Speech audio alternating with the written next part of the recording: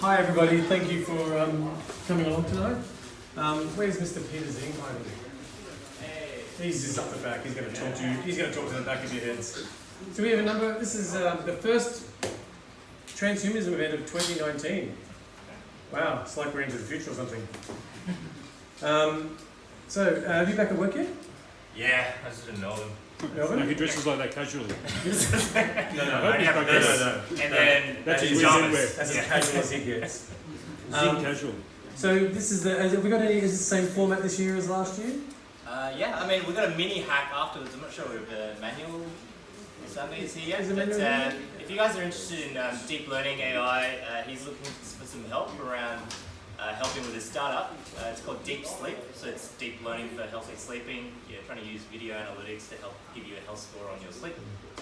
I keep forgetting housekeeping.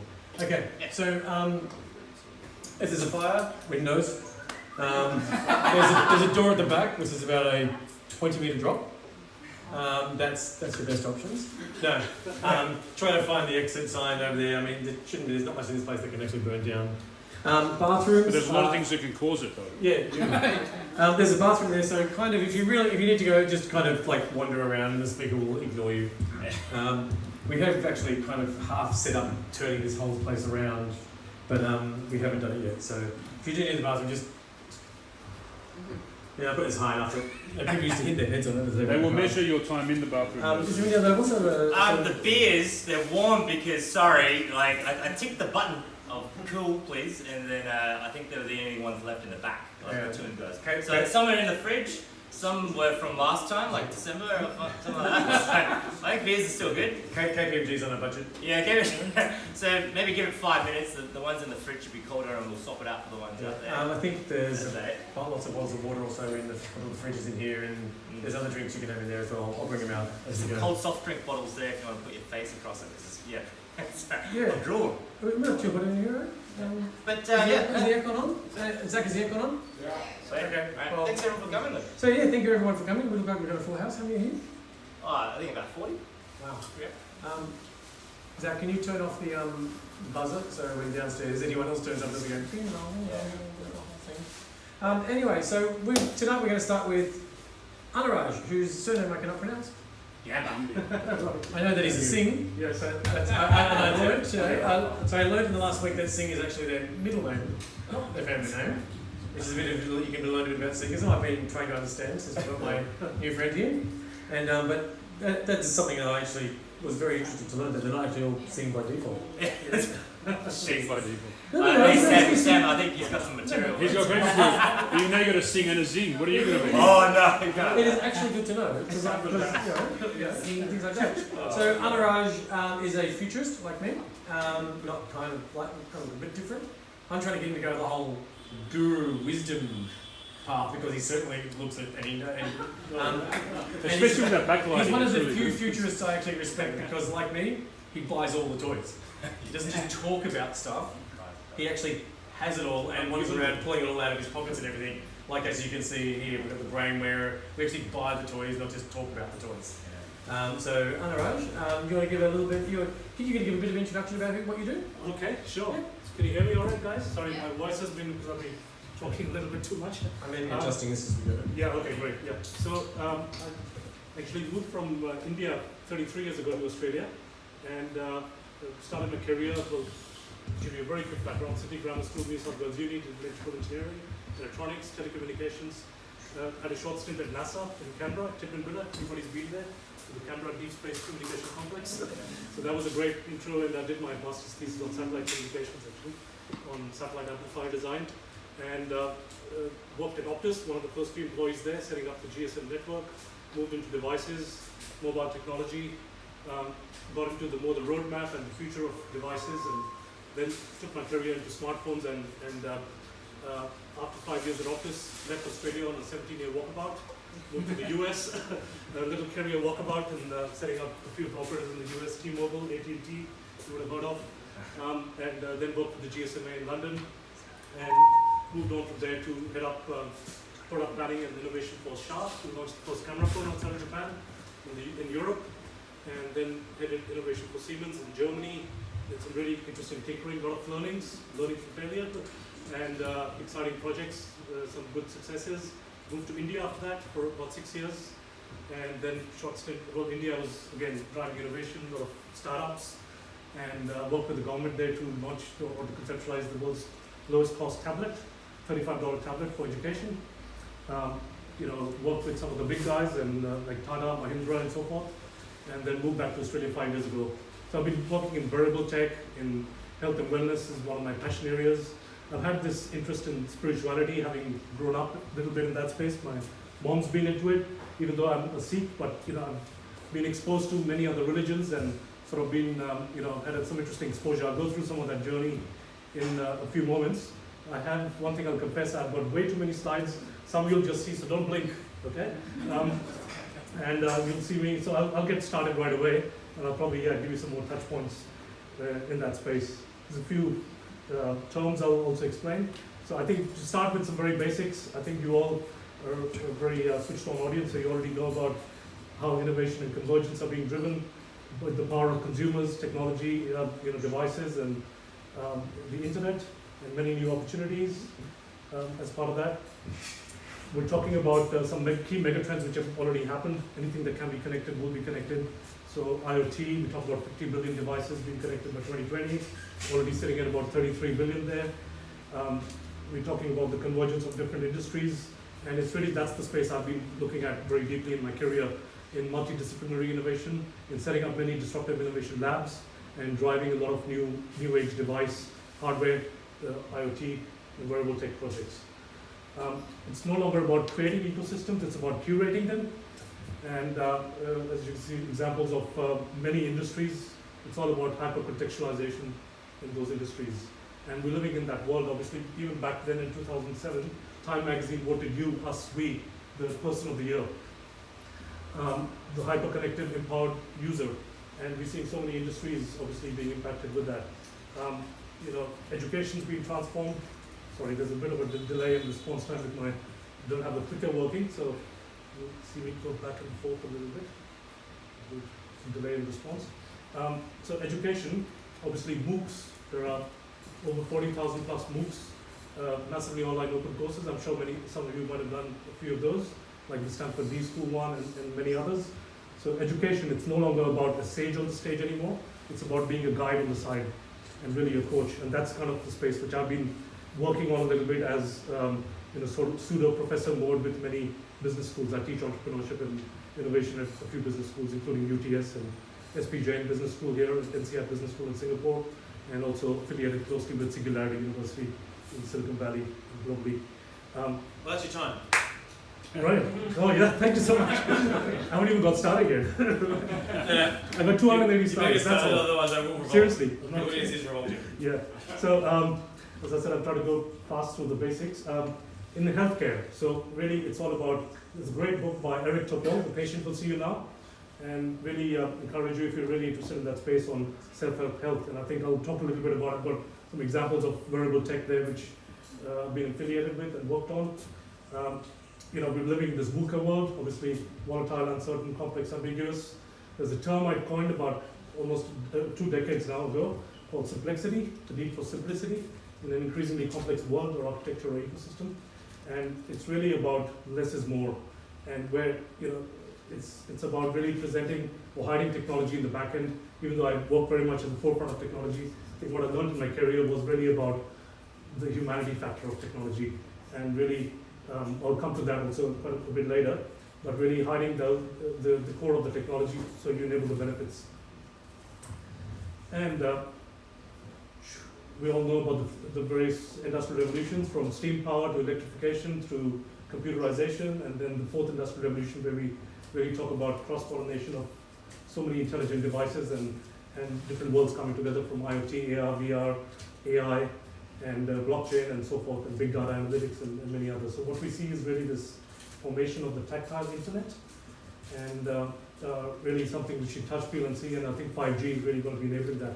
I don't know how many of you, normally this time of the year, I'm always at CES. In fact, I'm actually on their global jury, and in Las Vegas it's happening right now. A lot of interesting things happening there. You should follow some really exciting launches of some tactile internet devices also being launched as we speak, and announced rather. Gartner's technology hype cycle. I think we all know about various different inflection points and the crossing the chasm for many technologies, which we're really noticing in AR, VR, and many other, with 4D printing, for example, at a very early stage, or AGI. We're talking about the artificial general intelligence, and that's really when we're talking about AI not being really what it is right now, being a lot more smarter. And what I call the current one is really more augmented intelligence. And so we talk about exponential thinking, and I think you all would probably know when we take 30 linear steps of 1 meter each, you travel 30 meters. But if you take 30 exponential steps, guess how much you've traveled? 26 times around the world. So that's the comprehension of what is really taught at Singularity University, where we talk about exponential thinking and the mindset. And we talk about the 6 Ds. So anything that goes through, that can be digitized, goes through a deceptive phase, that goes through disruption, dematerialization, demonetization, and democratization eventually. Experience is really everything, and that's something which I've some experience in my own hands-on career, working on a lot of hardware, but really it's both the solution, the function of hardware, software, content, and services. And some of the big companies have obviously mastered a lot of that. Examples of that I won't go into in detail, because I want to get to the core of the topic, which is the spirituality element. So I'll give you a bit of a story now, actually, because I was working on a Skunkworks project, one of the stakeholders on this project with a company called Nortel, and the project was called Orbitor. I don't know if anybody's heard of that. Probably not. That was a long time back, early 90s, actually, 92, 93 time frame. I was just joined Optus early days.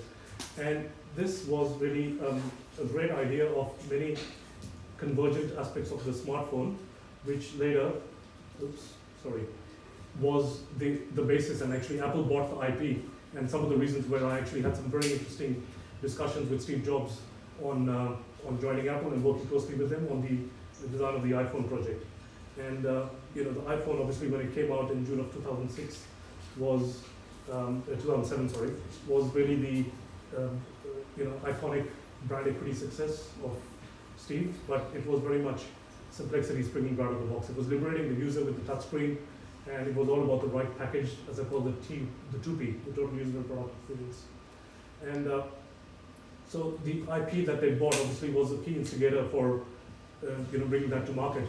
Apple, of course, never first at bringing things, but they've been a great instigator at launching amazing devices. Sorry.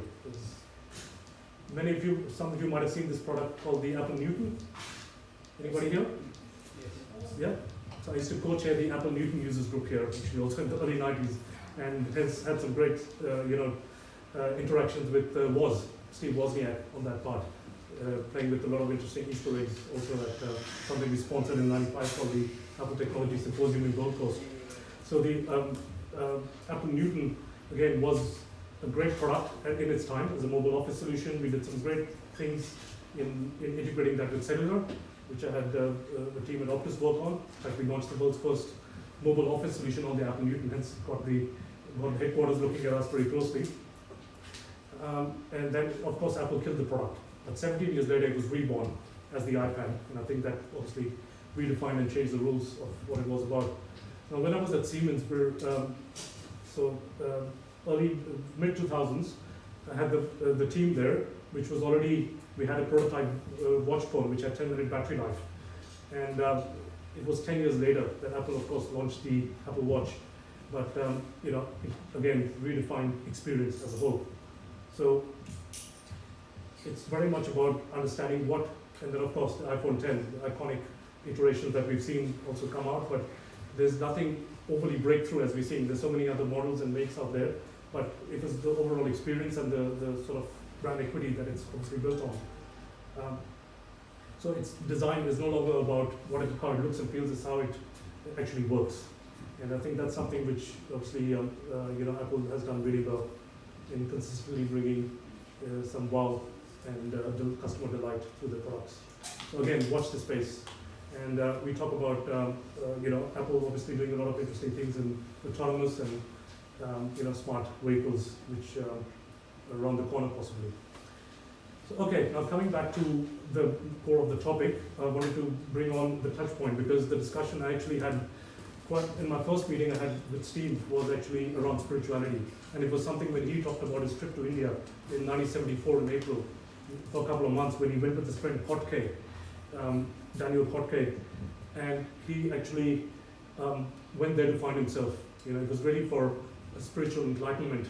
And as you know, what he really, I think, learned in that trip and explored and tinkered with his own mind was something quite breakthrough, as he talks about later, because he focused very much on Zen Buddhism, and there are many touch points. I won't have time to go into a lot of detail there, but one of his favorite books was this book called Autobiography of a Yogi. And in fact, that's the book which was given to everybody at his funeral also.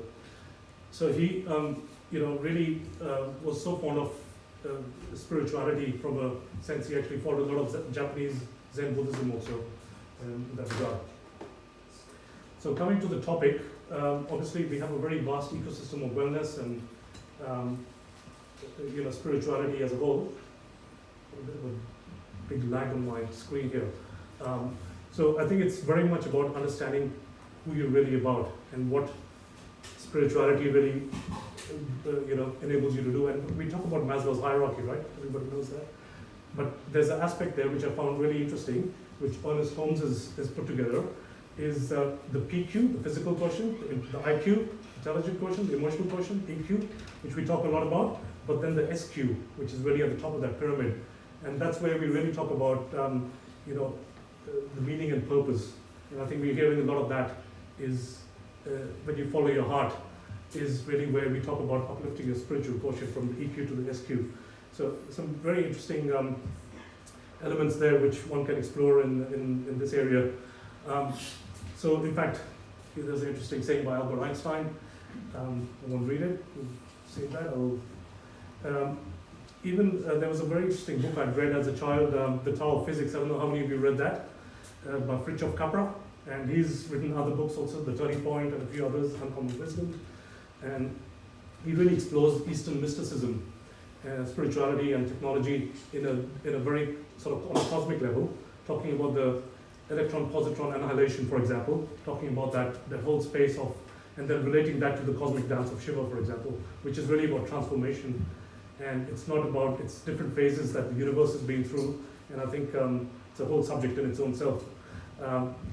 We talk about the God particle, the Higgs boson. There's some interesting research obviously being done there, from where some of these new quarks and gluons and neutrinos and so forth are able to be used in some very interesting ways. In fact, in therapy, we're talking about neutron therapy being very effective in cancer radiation and so forth. So very interesting space also there, which science and technology are connecting with you know, angles of more high spiritual thinking there.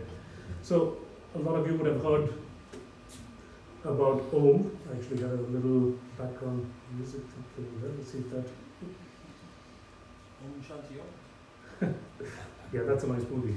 Well, see that plays. So, like the primordial sound of the universe.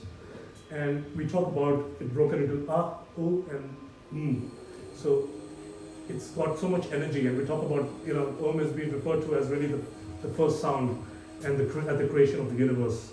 So there's a lot of depth again in this. I'm just scratching the surface, sorry, because I want to go through some aspects there and come to some of the tech given the time. So it's an interest which grew into me as a child about wellness and spirituality, and then having worked in tech, I wanted to bring some of those worlds together and intersect and see where, so I called it Project Om actually. And it's something which grabbed the interest, and we did a lot of sort of research and work at different levels with many companies in Europe when I was there for 10 years with design companies, and I'll give you some examples of that. So one of my friends who's actually in India is a famous Sufi singer also. I've got his video, which I'll just play here, a very short experience of that. His name is Ravi Shergill, and he talks about connecting with yourself.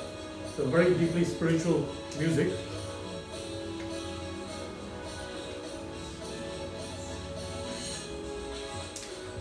It was one of the big hits actually in globally. It's called Bulaki Jan. So you can have a look at, you can see the whole thing on YouTube or whatever you like. Hey, Anuraj, Yeah. how important is music?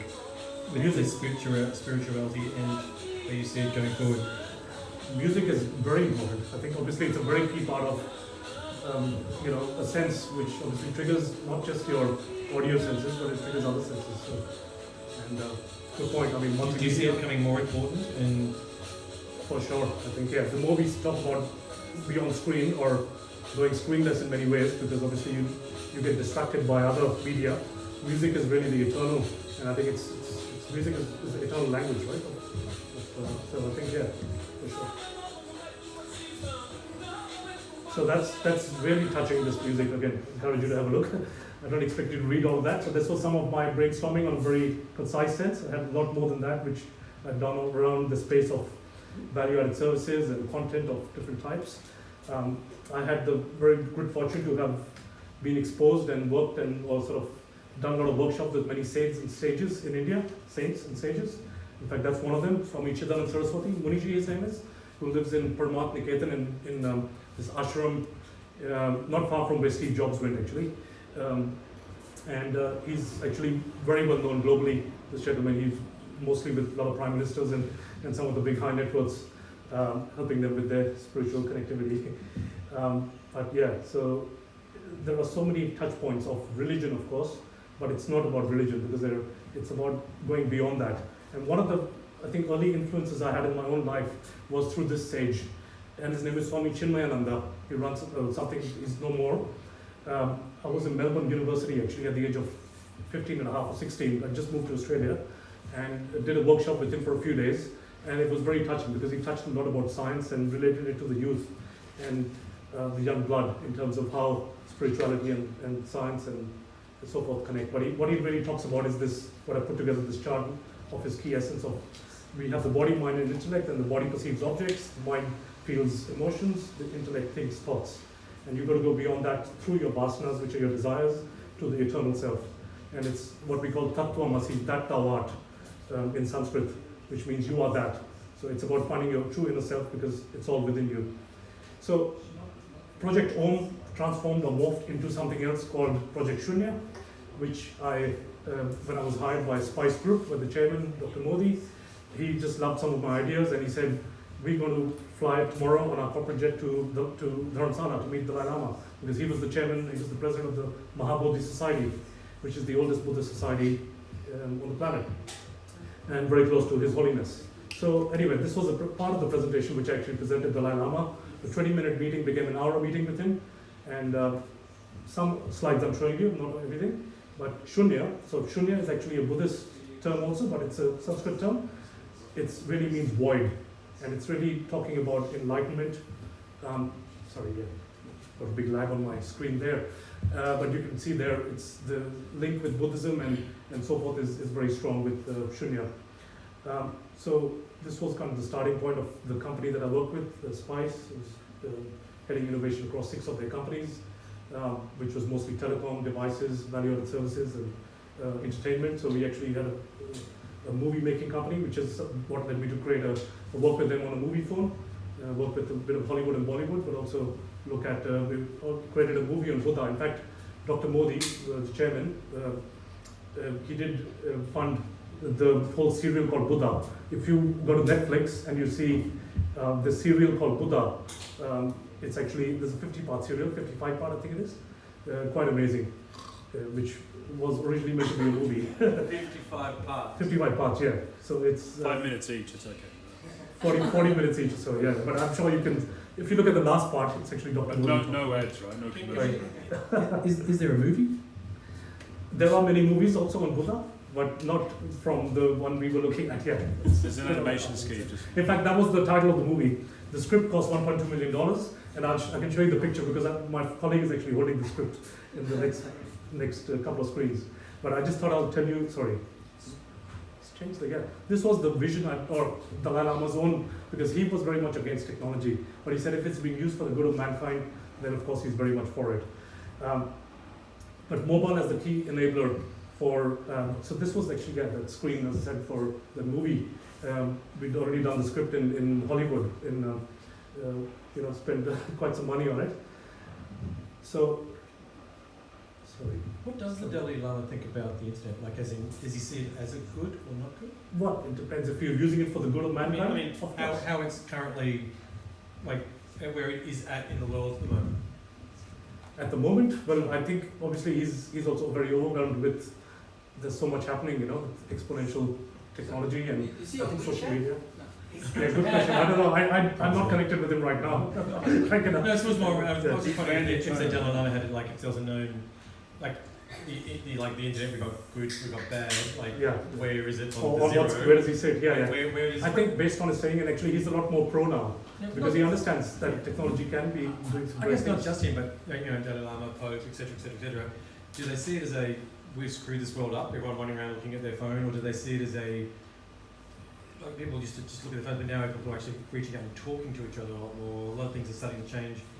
India is actually is having a new mass resurgence. There's about 100 million Indians that are going to be coming on the internet in the next just year and a half or something.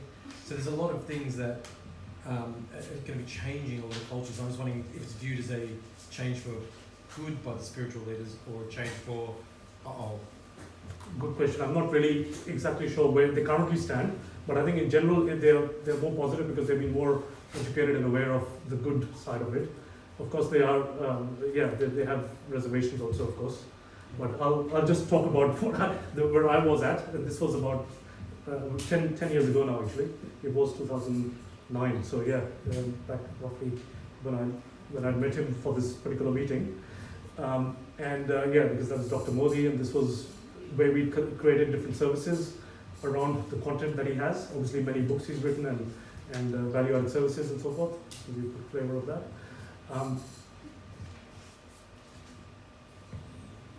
This is frozen on me.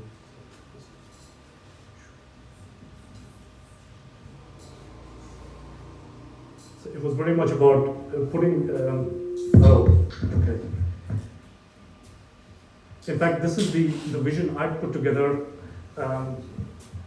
working closely with Dr. Modi, the chairman. And I proposed that. In fact, I think they loved it because it was really about creating that breakthrough phenomena for using mobile device really as the medium and help reduce suffering and as a much bigger vision, And I think that's kind of what drove a lot of the thinking as a much bigger good. So Dr. Modi, Dr. M, obviously he's being the president of the Mahabodhi Society, was really a key instigator in taking this forward. And in fact, these are some pictures as you'll see. Sorry, there's such a lag there. You'll see him there. In fact, I was so, obviously overwhelmed and excited when he introduced me as a global citizen to His Holiness, and then being presented by him and so forth. It was really a very, the aura in that meeting was so positive. Just sitting and kneeling and presenting to him, and him kneeling over and watching the presentation on a small little screen was just quite overwhelming, And then, in fact, my colleague there to the right in the middle picture is holding you really can't see it there. That's that script for Buddha, which we got him to bless also for us. It's very impressive, but you didn't get a photo of Steve Jobs. I know. I really wish, you got Photoshop. That's it, exactly. So, this whole space, it was very much driven because it's about an imbalance, the work-life balance and so forth being out of sync. And I think some of the key megatrends, which I'll just quickly rush through, stress levels rising. We talk about, being out of sync here. So I was just talking about that earlier, the Tattvamasi, but some of the leading, trends of well-being and reconnecting the body, mind, and the soul. These were things which I'd actually developed a lot further with my team at Siemens, when we did many concept device designs around different themes around, tech and spirituality or touching well-being as a whole, relaxation, omnipresence, the personal bubble, then complexity, of course, also right there. Trying to integrate that, but it was very much about using all your five senses to go beyond them, and trying to take that to a totally new level. And this was one of the concepts that we developed called the Zen back then, which was really a device focused on music. So coming back to Steve, what you were just saying, how important is music? I think this was a very key device focused around music and actually immersing you into, and I'll show you what it looked like because we visualized the device and had an early prototype of it. So this was more the use case and the product promise. I won't go into too much detail right now. This is in India? No, this is in Germany, at Siemens. I was based in Munich. But yeah, it was a global team effort also on many projects we worked on, including this one. In fact, I had a major team in Japan and used to travel there often also to look at key trends happening from the Zen space and all that. Really trying to also emulate and some of Steve Jobs' footsteps because he learned so much from the Japanese culture. In fact, he loved Japanese food. Some of you probably know the story of him coming on, obviously one of the restaurants in Palo Alto, which was his favorite. He took over the chef to join Apple, and the employees just loved it because they got the best gourmet chef for Japanese food, or sushi food there. Anyway, coming back to this. So this was haptic balls. See, that's what we had, noise cancelling headphones, so very much focused on music, as I said, and something what we call the bliss mode, which was really about immersing you through the right music and the right haptic interface also, that we had use cases around. When was this? What year? Which year? This was 2003, I joined Siemens, 2005. We still haven't really reached using that properly yet. We're starting to. Exactly. Yeah. There's so many things. Yeah, that's right. In fact, I'm not talking about other things because at Siemens we had fashion phone segments. We had a massive thing. You heard me talk about that earlier. You think they were too early? Well, they were way too early. Way too early. Yeah. In fact, when I show those, I haven't brought those here today, but that's another topic for another day. Let me come back to. Well. Yeah, we've got about 5 minutes left. Yeah, really? Oh Yeah. my God. Well, it's about negative. I mean, Yeah, I know. Chinese So keeping the PowerPoint that's why I just go away. through. Exactly. Yeah. PowerPoint drawing pictures, please. Yeah, no, I understand that. That's why I'll have to let me come straight to some of the examples there. Yeah. Body, mind, and soul. I won't go through these examples. These are some of the design companies we've done a lot of workshops with. I worked with in Finland and in Germany and other places. We conceptualized many devices around balance. We ran a workshop actually with LG, the executive team in Korea. Soon after, I'd actually, the second time I met with Steve in Cupertino, around balance actually. And some of these devices were focused very much around that. I'll just skip through. Do you think Steve was heavily influenced by India? I think he had, actually, a lot of people talk about, in fact, what instigated him to have clarity, because he joined Atari soon after he came back from India. And then he had that clarity to do something bigger, of course, and the conceptualization of Apple was, I think, influenced through that trip. You get a lot of Zenness and that kind of thing, like Yeah. that spirituality out of Apple, but why is I think something in the news recently is the iPhone's failed in India.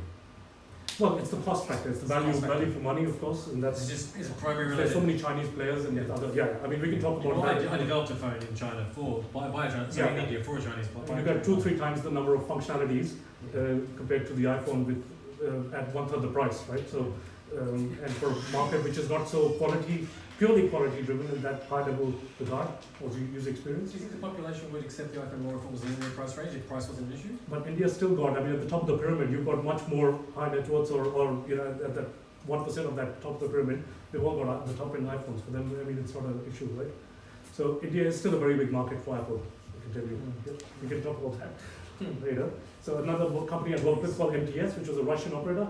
I had a very interesting team there of disruptive folks from different industries. So it was multiple disciplines really, where I had an ethnographer, a sociologist, a psychologist, a hardware designer, and different facets all coming together to come up with great concepts around wellness. And that's where we looked at the bliss mode again a lot more from a different angle.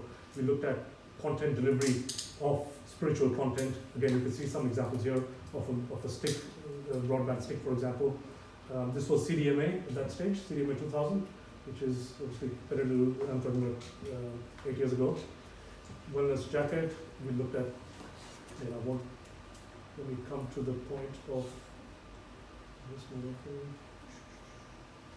I will teach you how to do better PowerPoints, I promise. Well, yeah, like I said, this was more for a 3-hour workshop presentation, which I knew I'd just tease you folks. We'd be happy to do that at another stage later on. But I'll come to the sort of the devices. Hey, Anuraj, given that you've got the Chinese philosophies, you've got the Indian philosophies, and together are more than half, and the others are more than half the planet's population, why hasn't it gotten anywhere? Why is it, when the Muse comes out, or a few of the others, that spirituality is still being driven by the Americans when, we're going to piss you Like yoga being adopted and meditation? They're just starting to now look at those kinds of tech. Yeah. You've been playing with this for a decades or more, but the world's technology is kind of still ignored until the Americans are kind of ready to get into it. Like, Some Americans know how to market it, how to package it. Oh, come It's on, not just- you know how to that's market generalization. movies. It's not about, yeah. you know how to market Bollywood movies. Yeah. You guys know how to market stuff. But most of the Bollywood movies are crap, I'll say that, because we make 1,000 movies, a very few selective ones are good ones, right? So I think most of you would agree on So that. can I ask you a quick? So Yeah, sure. So in a way, at the essence, in China, Hong Kong, you have people who have offices. Yeah. Get a Shumpei consultant. Yeah. Oh, yeah. So are you like a Shumpei for design? Feng shui. Feng Shui. Is Yeah, that- in India we call it, yeah, that's right. Feng Shui. Yeah, It's a different word. Is that because I'm trying? Is that what you sort of? I guess that would be the closest thing to what you are doing with the To what design. I'm doing. Channeling spirituality and technology, that's not a bad thing. Well, actually that's That's a good that's one idea. way to see it, yeah, it's an En interesting kolla way, sin so poäng, say that you can say. han är juni. Yeah, Yeah. well, it's really bringing those two worlds together in a new way. Well, that's the But one it's- practical thing that I heard. Right, It's right, still, yeah. I think Anuraj is the old school guy for the new world, because has anyone here heard of the Muse?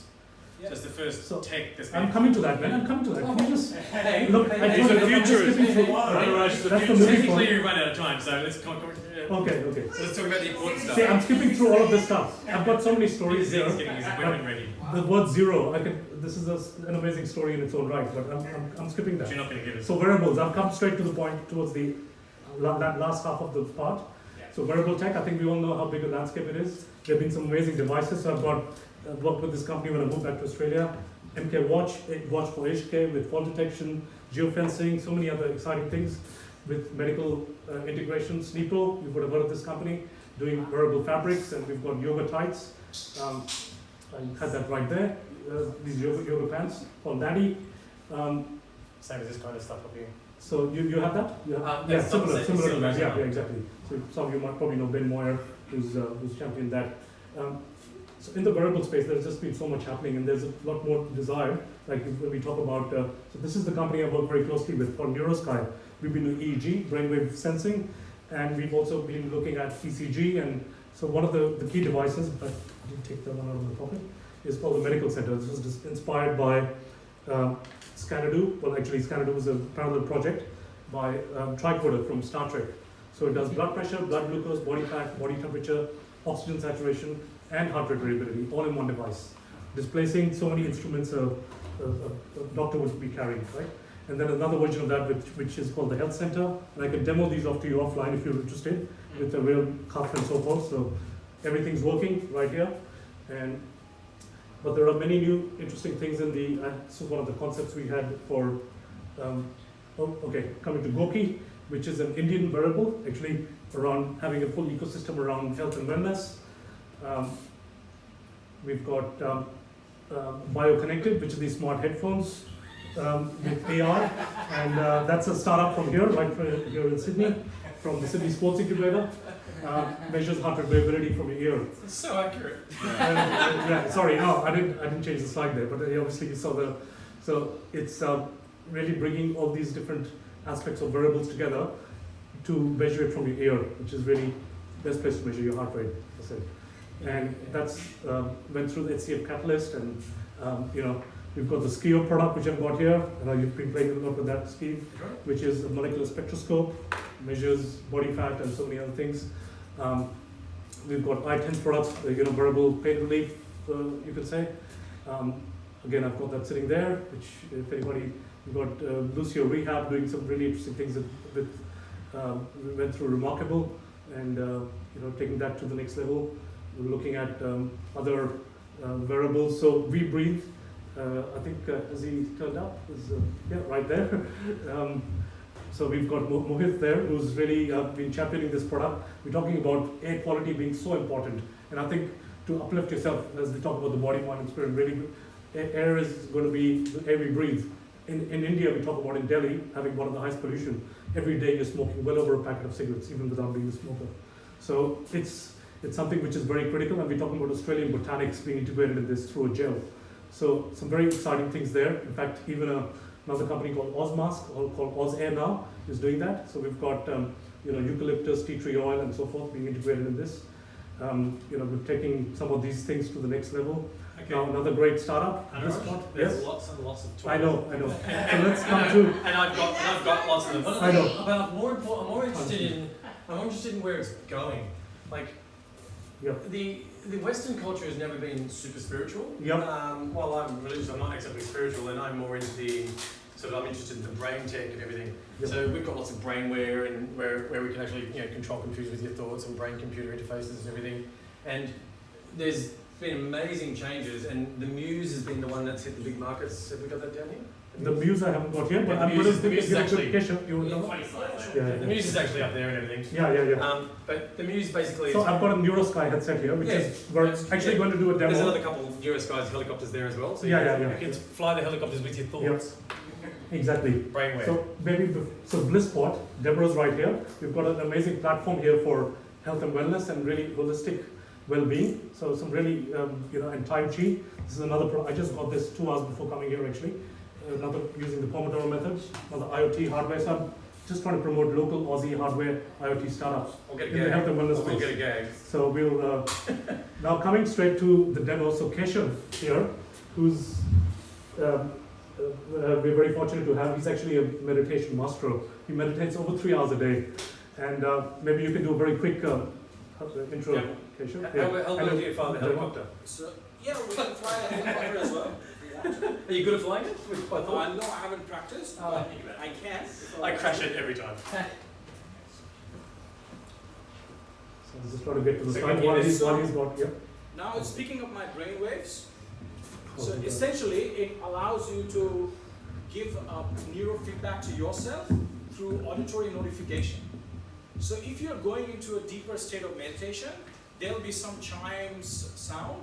That means you are in the zone. If you're not in the zone, you won't hear that noise.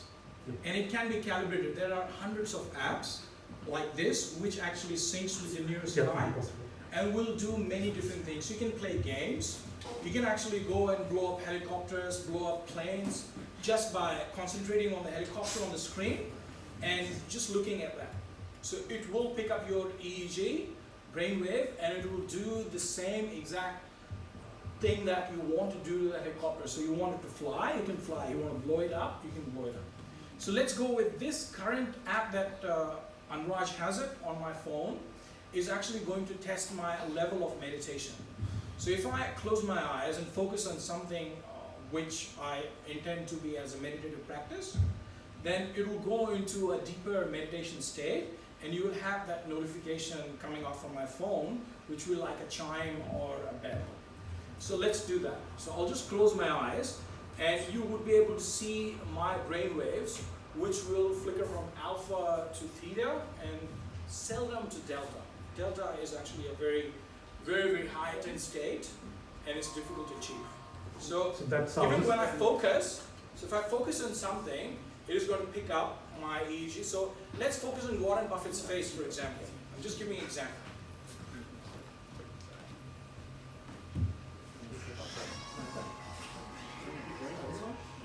He's already in the zone there, so you could hear that sound.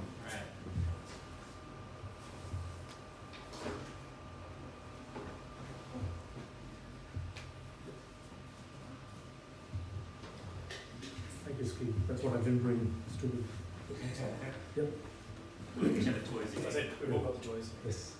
He meditates 3 hours a day, so if he can't do it while we're talking, Right. then he's not. So just to explain that, so you've got meditation or relaxation, the red one, and on the right is. And also you got to make sure that it is within the range of the Bluetooth.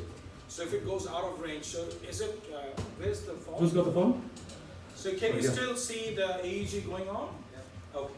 What's he thinking about right now? Warren You keep Buffett's passing it face. around, like you can see Warren that Buffett's the- bank the- account. As long as you Yeah. see that, and we meditate and go on a deeper level of focus and meditation, there will be a chime coming up. So when you're in the zone of 70% or higher, it's going to be there. So let's focus on You. Everyone else does. That'd be alarm bells. Danger. Yeah. Will Robbins. Where's the phone? Okay. If you hear the chime, can you hear the chime? It's not going to fall. It could be the range. Also, anyway, I think given the time, we can continue the demo after because we want to get. That's right, and you can try I'd like as to well. just So wrap I've up, got yeah. the headset here, so you can put the EEG headset, and you can The see different versions of the headset. you're there's able to focus. Yeah, there's a band version. So this is what I was trying to just quickly give you a few examples.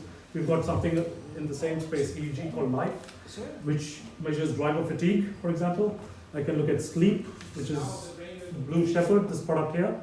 Can actually look at how when you've slept. And I think we're doing a little thing on sleep later on. So this is the Life product. Then we've got the sleep for insomnia. And we've also got a natural body clock alarm. Again, more happy to talk about it and show the demo of it live on the. I was hoping to do some of these, but we can do these at another stage. Hey, Anuraj, actually, stop here. Yeah, stop here. Has anybody heard of that company, Epoch, Emoto? Yeah. Emotive? Yeah. So most people don't realise they're actually significantly an Australian company. Yeah. They're actually part of Macquarie Uni. They've got a thing out there. They've got big US. But these guys have been using, like, if you go and Google driving your car by thought, these guys have got a video of a guy driving his car on, I think it's Munich Airport, 7 or 8 years ago. So this is how long we've actually had this. To the point that a kid just put up a video using. Yeah. Does anyone remember the old Star Wars little trainer? It had a single baby EEG in it, and he converted $30 worth of that into his car and basically could start and push his car for $30 by thought. So we're actually. So we launched this 15 years ago at CTA. I was right there. I'm on the board of this company. So this is the key thing, right? Eurosky, so that's one. I'm very interested in. I've been saying a lot in my talks because the brain I see is massively important, and sorry, not so much important. It's in tech now because most people don't even. How many people here knew you could actually control with these? With the emotives, you can actually think forward, back, left, right. People play gaming with them. There's like a dozen of different commands. Probably demo this to you because that's a full drone. It can do driven by your mind. It can do expressions. It can do thoughts. It can do so many different things. But we are now entering a new era. And I think this next decade coming is going to be the era of brain tech. So we've already got a few neurotech, or brainware. So we've already got a few different things here that Shanti plays with, headsets that actually enhance the brain. But this is one of the most important discoveries in my opinion because it's where East meets West. In that the yoga world, and especially the Americans, have gone absolutely batshit 15 years after they've been working in it. But then finally, it's the first bit of tech that the yogis and all that has actually gone, yeah, that's actually pretty cool. So 5 weeks back, Muse 2 was just launched. And the Muse 2 was just launched the other So day. and it does other things too. What I'm interested in is the brain is in my opinion, is Very with all important. this tech, all the wearables, Yeah. it's going to be so important. The spirituality that you talk about Yep. is obviously connected with the brain. Totally. So do you know actually of? I mean, we've got here. You can go. Is your mind clearer and things like that. Yep. And you can make birds tweet and all those sort of things. How good you are at it. I don't know if anyone here done yoga. Yeah. So there's no way in the world anyone knows if your mind's clear. They do now. Right? And they're just going to get smaller and smaller. There's actually a pair of glasses that you can get for these that maybe I say people wear all day long. Yeah. They'll keep you tuned during like surgeons and everyone that's like high performance. So that's starting to become a part of the East world is now becoming a massive part of it. But these couple of things are the first couple of one other example devices. I've got here is we used this 8 years back in a lab we launched in Delhi called iZone, which is the world's first thinking innovation lab using the BCI. It seems like virtual reality where it was 25 years ago and Lucky Palmer was running around with a bucket, all these years later. We've had this tech for so long. It's a biofeedback, right? Yeah, it was strange. So what EEGs? I mean, I've got a friend who's a brain scientist out of Macquarie, and I'm like, well, what's the emotive compared to your machines that cost 150 to 200,000? And he went, well, we've got 60 points of EEG and everything. And I went, well, what's the quality of everything? He went, none, we buy those now. And which is kind of interesting that the Kickstarter world is bringing that, and we'll pretty much in the next couple of years, because Apple will do something and someone will do something, we'll all have some form of EEG in our world. But what I want to say is, have you ever seen any tech yet? Because that's about clarity. It's about measurement. Is there any measurement where You can spirituality is actually measurable? I Well- know that sounds like a stupid question. I'm just saying, It's a good is question. there I mean, any that's- indicators, Yeah. early indicators as such, Yeah. of, I don't know, peacefulness or something that, because spirituality is a combination of many different things, obviously, Yeah. and that can tell you if you're clear and everything. Yeah. But centered, moral, ethical, are you a storm in your mind? Are you calm and relaxed? So I think you can do that diagram on the SQL, which I was talking about earlier. the I'm just spiritual wondering- quotient, yeah. Has anyone got any software or are there good tools that are actually bringing even faster Yeah, the East good point, philosophies and that into our West world? I haven't quite seen anything yet. I think that's the opportunity to develop, and I think that's where I'd love to see some startup pop up today, where we can work together on. And that's true collaboration. That's a comment. We're open collaboration. Because while we bring out new Yeah. TVs and everything, That's right. Yeah. health tech Yes. seems to be the Yeah. world's number Yeah. one focus. It's always about our sleep and this, and now we're getting deeper and deeper and deeper Yeah. inner ear, pulse monitoring and all that sort of things. So it's getting deeper and deeper to the point that we will start to have Yeah. the latest watch. I've got the new Galaxy something or other. The brand new watch, and it is actually insane. It says The you're a Gear, bit stressed now. 3. It's not just stand up and walk around. It's like Yeah. your stress levels and that. It's actually being able to measure a whole lot of things based on your breathing and patterns. So we're getting to a point where you should probably just go clip, Yeah. but not far.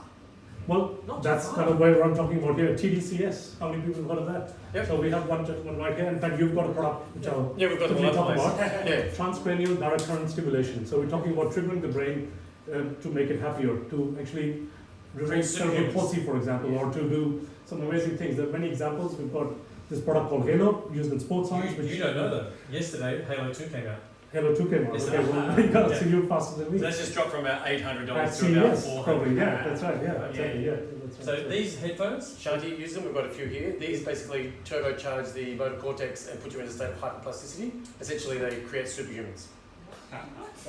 So we've had them with the Australian rugby league team. Doctor, can you just... No, you know. The Australian rugby league team, just go and Google it. We had them in there with Mal Meninga and the coach and everything for 3 years ago, Shanti? 2-3 years ago, we've had them in sports and professionals. That's why this actually, at the end there, is actually a professional gym. We actually had professional athletes coming in learning how to use the high tech. But the public, and even though there's full-page articles, because if you haven't got a correlation of what they're talking about, I talked about this in the last bit, you just don't understand what they're talking about. But years ago, we're talking about brain, we were talking about smart drugs, we're talking about transparent conversation, direct current stimulation. There's actually a whole bunch of them. There's many Gamers, like Yeah. if you foc.us is a gaming one of those, which actually tweets a few other areas. So these esports gamers are jacked like you would not believe, electronically jacked, and the public, you don't even know it's a technology yet. We've been using TDCS to treat depression in Australia for about 17 years now, psychologists have. It's just, like the old TENS machines, it's just, it puts the power of about I think it's 10% of a 9-volt battery. So it's very, very, and the pulses in the software. The software is the king, because it's the modulation and everything to choose if it's fine mode movement. So it doesn't matter if you're a sports person or a violinist. That's that Halo sport is about movement, and it will just make you insane. We've had everyone from martial arts in here to violinists. And let's talk more about it. I just want to wrap up. But the spirituality in the brain, because that's going to take us everyone deeper into that. Yeah. Right? Totally. I just want to know where it's going. Yeah. What's the next step? I think we are there to drive it. So watch the space. I stand on the shoulders of giants. I don't invent anything. To break you guys up. Exactly. I know. I'm like under pressure to wrap up. I love this stuff. Last few slides. Last few slides. Okay. Yeah. So electrodermal activity or galvanic skin response (GSR). That's used by this product called the PIP, measuring stress.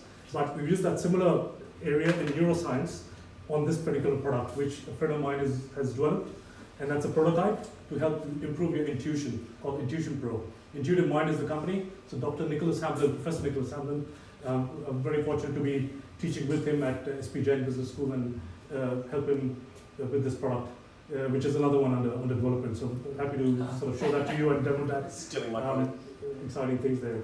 So, again, Dalai Lama himself has an opinion on neuroscience, and you can see it right there. It's about how do we free ourselves of negative emotions and sickness and so forth, we were asking earlier.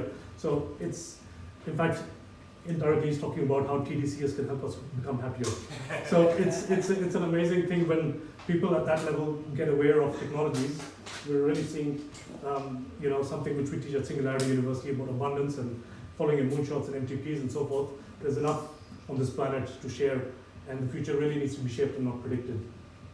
And what I really wanted to sort of end with is that how quickly technology is you can read that saying there. How much we really underestimated in the long run. And what we're really seeing, that VUCA work we talked about earlier is very much about vision, understanding, clarity, and agility. And the top skills basically when we talk about emotional intelligence and really creative thinking, the old dogma is really being transformed very quickly. Slide. Really when we talk about user experience, it's not about user experience, it's about user engagement. It's about from consumer to community, needs to wants, empathy to meaning, and many other examples there. And this is already doing, so virtual reality movies, where you are part of the experience and feeling it.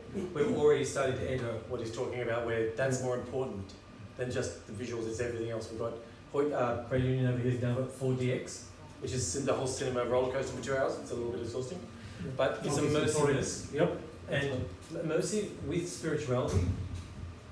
I think a lot of this tech, we've got virtual reality here, is going to only make that easier and an easier access to these things. Yeah, for sure. And I think eventually it's all about following the ikigai. It's all about in the Japanese philosophy.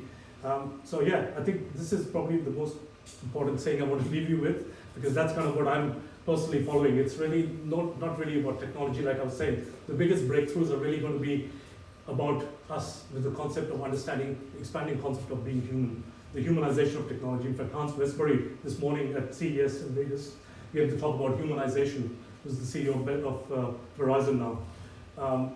Some really interesting refocus happening back on humanity, and I think how we're really talking about difficult to find happiness within ourselves, but it's all about, and I leave you also with, sorry, John Lennon, who had an amazing story there about, I'll let you read that.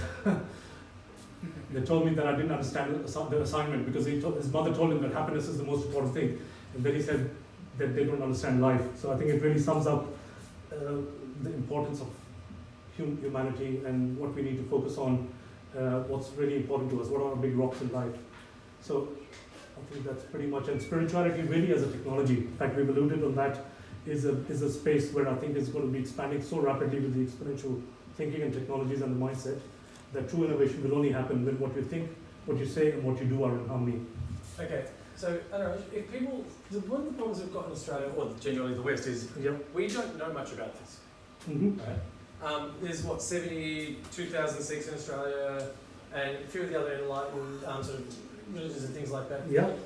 The West, we don't listen to it much. I was actually saying to Anuraj, we're talking about profile, and I was like, your number one problem is you're a Sikh, like to the image. Number two, you're Indian. Because we, as white Australians, let's dismiss it a little bit. We're like call centre, 7-Eleven. We make it too much of a joke of it. But I'm actually saying it shouldn't be the futurists, it should be the whole of wisdom, because this is amazing. But the problem is, where do you go to learn in Australia a little more structured about this? Because this is not just specifically a particular religious path.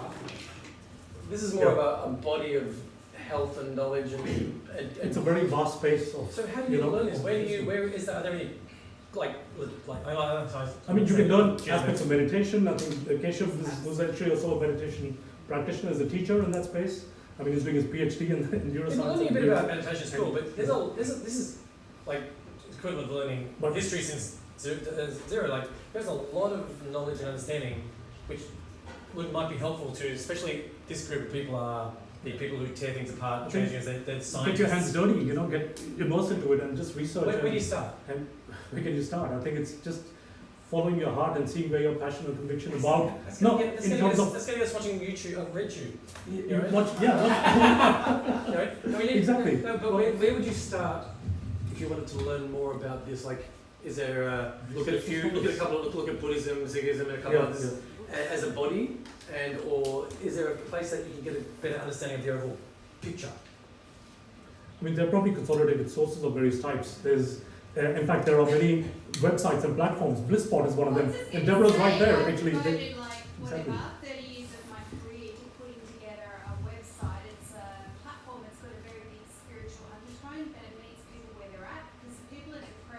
what I'm talking about. What's it called?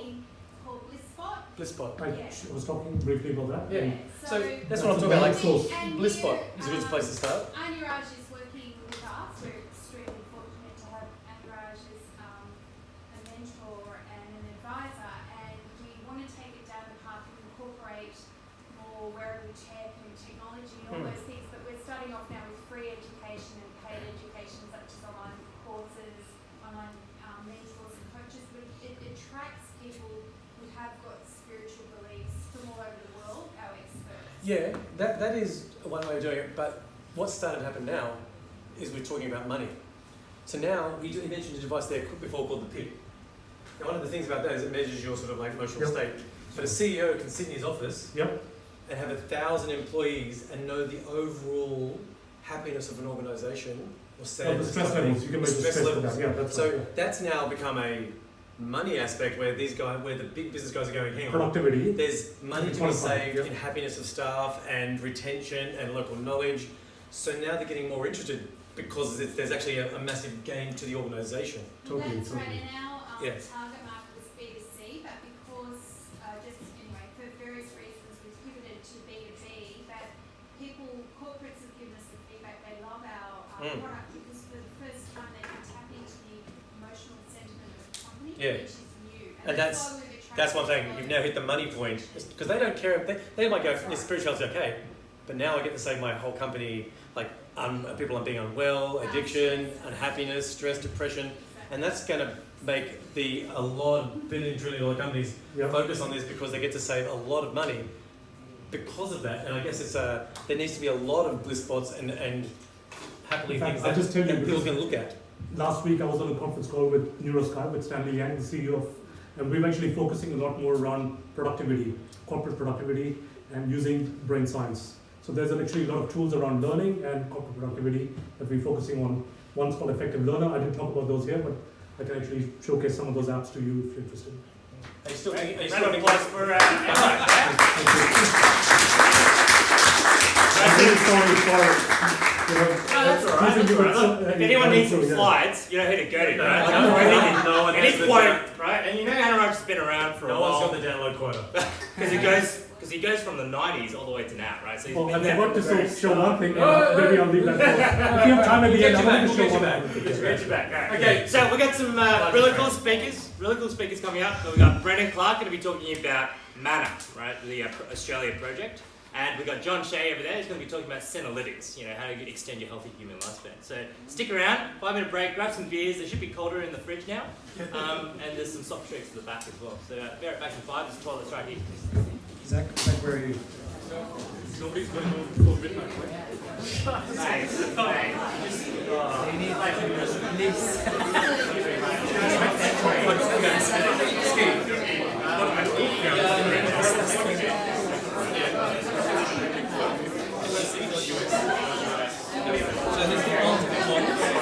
Basically, they're all forms of transparent neurosimulation and others. And so, like, even though, like Australia, we just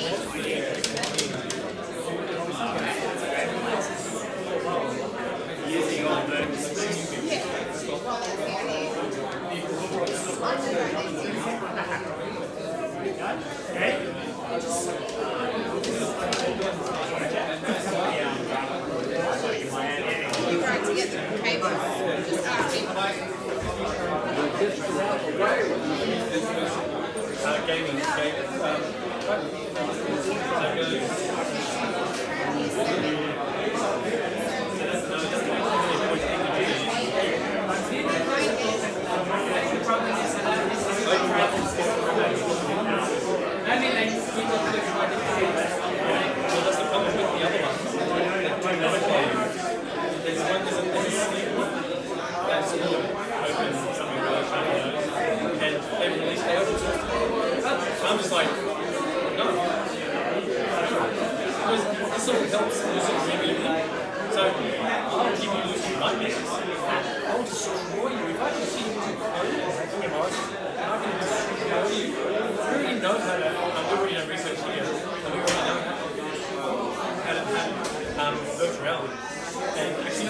seriously damage people. And it's very, very scary what we can actually do in the mind. It's almost like driving cars now on the streets of Western Texas. No, you can't go by trend and business. It's a naked world. And way more it's sensitive. EEG central. Hey, what's EEG central?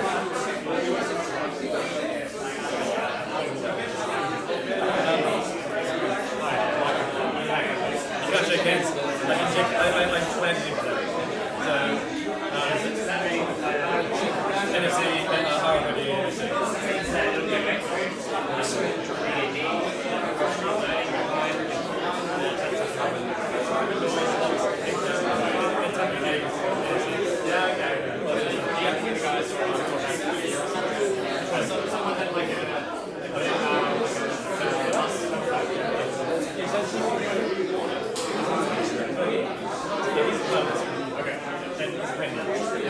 Whereas I could just go but yeah, this is like we've actually got kind of life.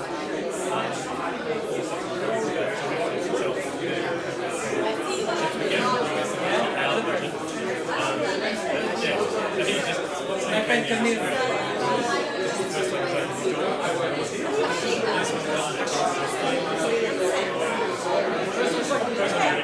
We just see each other at events like this. I see you over.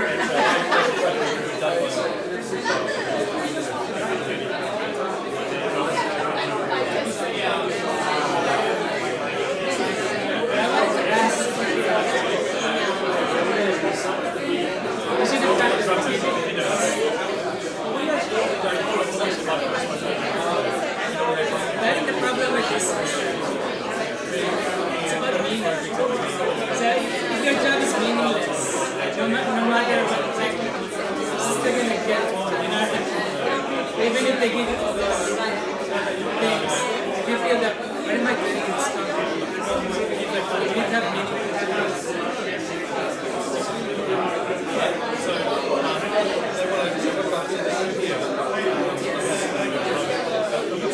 Part of this is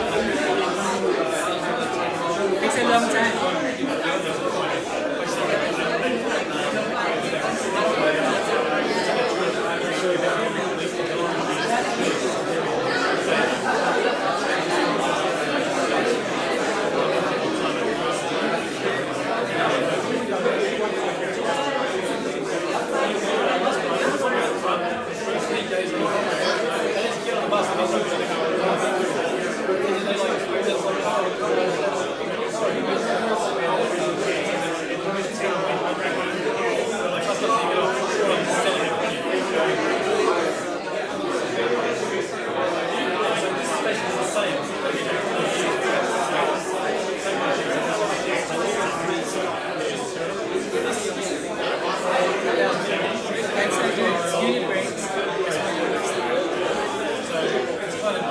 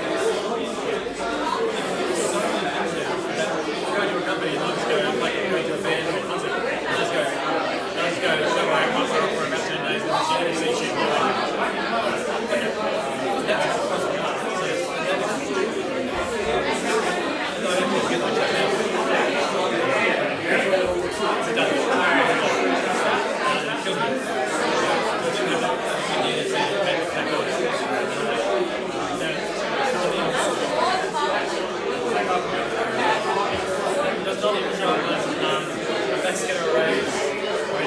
And I know that.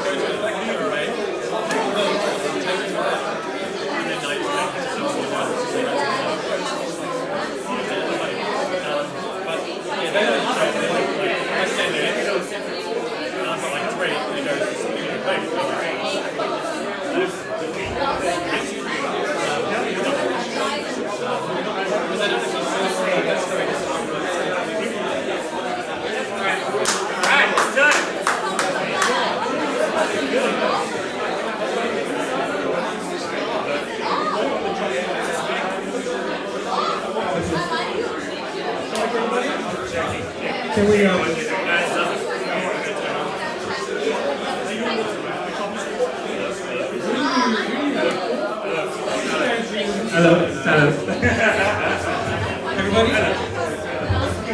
Everybody, we're just about to start again. I know we'd love to talk about really, really cool stuff. But I'm gonna have to go think, everybody! Huh? Pizza's at the front. Hello. Everybody, we're just about to start again. So please take your seat. I'm going to send the pig girl down to whack anybody who's still talking. Alright, ladies and gentlemen. Go, Sean, you scared them like you scare me every day of my life. Ladies and gentlemen, That's my wife, she scares me. let's take a seat and give a round of applause to Brendan Clark. So Brendan, can I even name where you work at? CBA. CBA.